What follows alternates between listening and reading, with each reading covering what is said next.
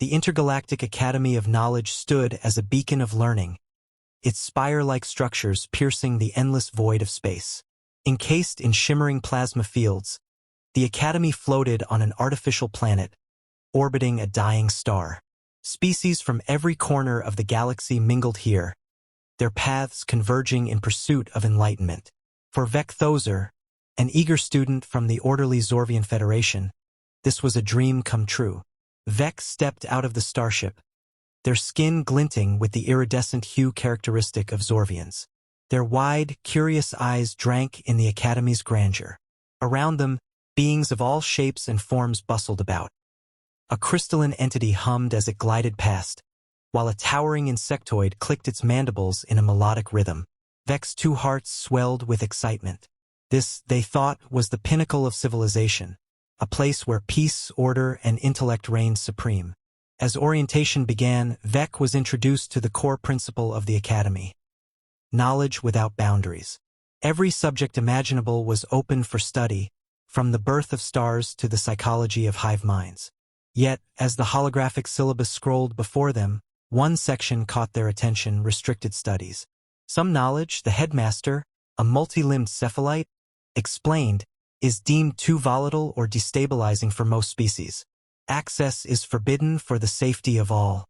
The phrase, Earth Studies, was briefly visible before disappearing into the classified files. It lingered in Vec's mind like a splinter. Earth? They had heard the name in passing during galactic history lessons, a minor, unstable planet in a backwater solar system. Why would its study be banned? Surely, such a primitive world held little of importance. Over the next few days, the question gnawed at Vec. They combed through the public archives, finding only vague references to Earth. It was listed as Category Red. Unstable civilization with anomalous evolution. What little information they could access painted a picture of chaos, extinction-level events, wars, environmental collapse. Yet humanity, the planet's dominant species, had inexplicably survived it all. During a chance conversation with a fellow student, Vec's curiosity deepened. Earth? The student, a feathered Avicien, whispered, "Why do you care? Even mentioning it is risky. Why is it banned?" Vec pressed. The eviction's feathers flared briefly in alarm.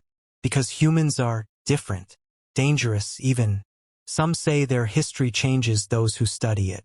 Best to leave it alone. But Vec couldn't. Something about the secrecy felt wrong.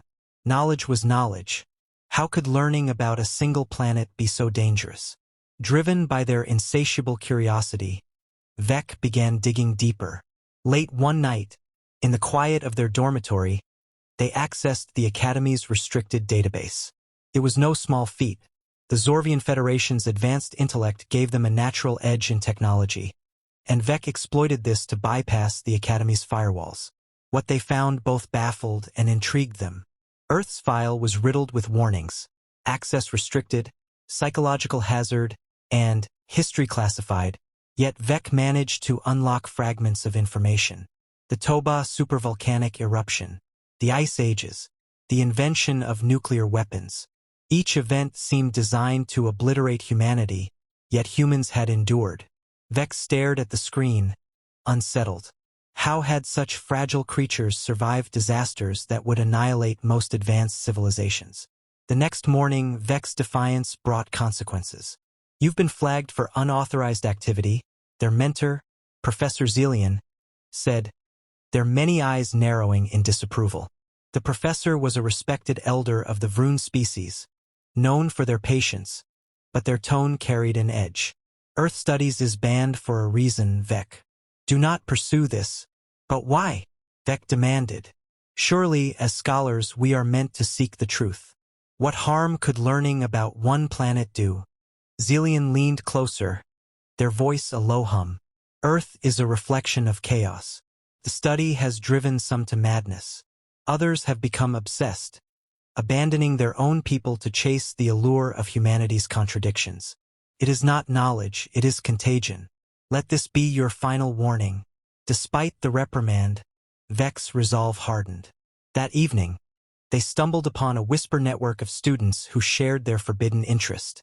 Through them, Vec learned of a rogue Professor Zarlak, who secretly taught Earth studies in defiance of the Academy.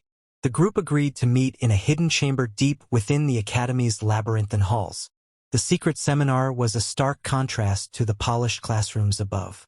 Dimly lit and shielded from surveillance, it reeked of rebellion. Zar, a battle-scarred Narnite with a reputation for challenging authority, welcomed Vec with a knowing smirk. "You've chosen a dangerous path, Zorvian," Zar said, their voice gravelly. "But perhaps it's the only path that matters." As the session began, Zar projected a holographic image of Earth, blue, fragile, and teeming with life. The room fell silent as they uttered the words that would change Vec's life forever. "Welcome to Earth Studies. Let me show you why it's banned." The dim glow of the hidden chamber cast long shadows on the walls as Zarlak began the first session of Earth Studies. Vec sat among a small group of students, their curiosity outweighing the anxiety bubbling within them. Around them, species from various corners of the galaxy listened intently, their faces a mixture of intrigue and unease. "Today," Zar began, their voice steady and commanding, "we delve into humanity's earliest brush with extinction." The Toba supervolcanic eruption, the holographic display above flickered to life, showing Earth as it was 74,000 years ago. A fiery inferno dominated the image. Ash clouds blotted out the sun, and molten rivers of lava carved through desolate landscapes. Zara's voice deepened as they narrated the events. Toba was not just a volcanic eruption. It was a catastrophe of unimaginable scale. The eruption spewed billions of tons of ash into the atmosphere, plunging Earth into a volcanic winter. Temperatures plummeted, crops withered, and most species faced annihilation. Humanity, primitive and scattered, should have been among them. The scene shifted, zooming in on a group of early humans huddled in a cave. Their faces were gaunt, their bodies emaciated. Yet, in their eyes burned a fierce determination. Estimates suggest the human population dwindled to as few as 10,000 individuals. Zar continued. Genetic bottlenecking of this magnitude would spell doom for most species. But not humans. They adapted. They endured. Vec leaned forward, transfixed by the holographic display. The humans, desperate to survive, devised ways to share scarce resources, forage for food in barren landscapes, and use fire to stave off the relentless cold. "How?" Vec finally asked, breaking the silence. Their voice trembled with disbelief. "How did they survive such chaos? My species would never have endured such conditions." That, Zar said, turning to Vec, is the paradox of humanity. Chaos is their crucible. It tempers them, forces them to innovate, to work together despite their flaws.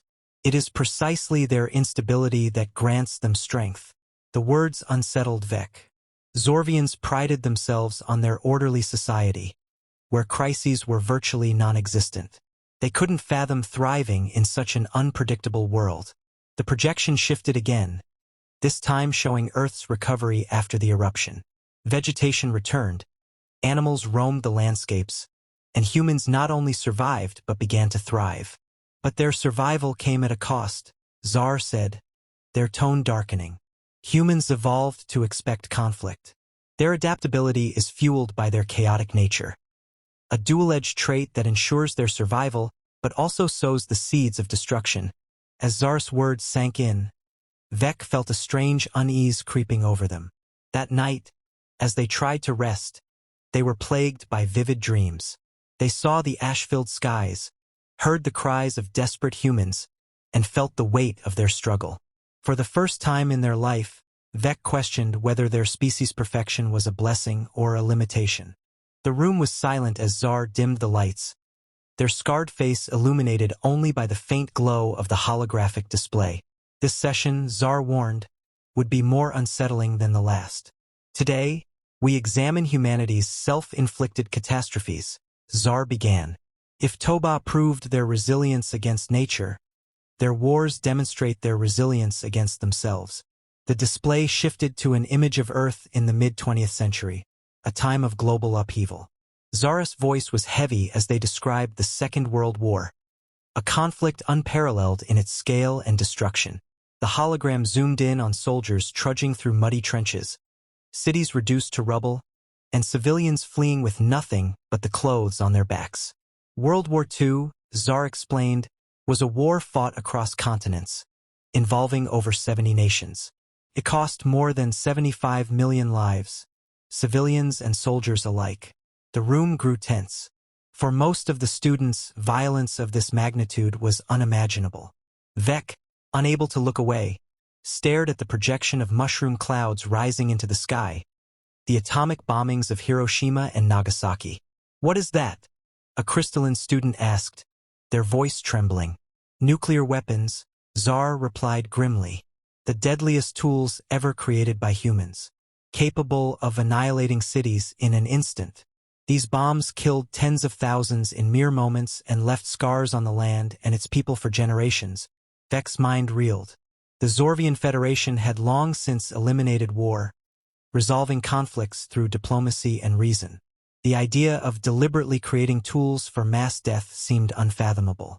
And yet, Tsar continued, these same humans who built weapons of such destruction also fought to end tyranny and rebuild their shattered world. After the war, they formed organizations to promote peace, collaborated to rebuild entire nations, and even sent aid to their former enemies. Humanity's greatest contradiction is this. They are capable of both immense destruction and extraordinary compassion. The projection shifted again, this time showing artistic creations born from the war. Paintings, music, and stories that conveyed the depth of human emotion. They channel their suffering into creation, Tsar said. Art, literature, music. These are their ways of processing pain. It is as if their survival depends not only on enduring hardship but also on understanding it, sharing it, and transforming it into something meaningful. Vex sat in stunned silence, struggling to reconcile what they were learning. How could a species so chaotic and destructive also produce such beauty? They couldn't deny the emotional weight of the art they were seeing, nor could they ignore the complexity of humanity's ability to rebuild. Why do they keep doing this? Vex asked. If they're so advanced, why haven't they eliminated war? Tsar paused, their expression grave. Because chaos is in their nature. Humanity survives by pushing themselves to the brink. Without conflict, they would stagnate. Their wars are terrible, yes. But from the ashes of destruction, they find new strength. As the lesson ended, Vec felt a deep unease. For all their flaws, humans seemed to thrive in a way no other species did. That night, they dreamed of cities burning, only to rise again. Stronger, stranger, and more beautiful than before. The hidden chamber buzzed with subdued tension. The small group of students, including Vec, sat in their usual circle, but something felt different tonight.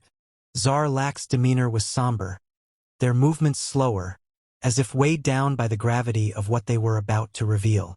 This, Tsar began, activating the holographic display, is the most difficult lesson.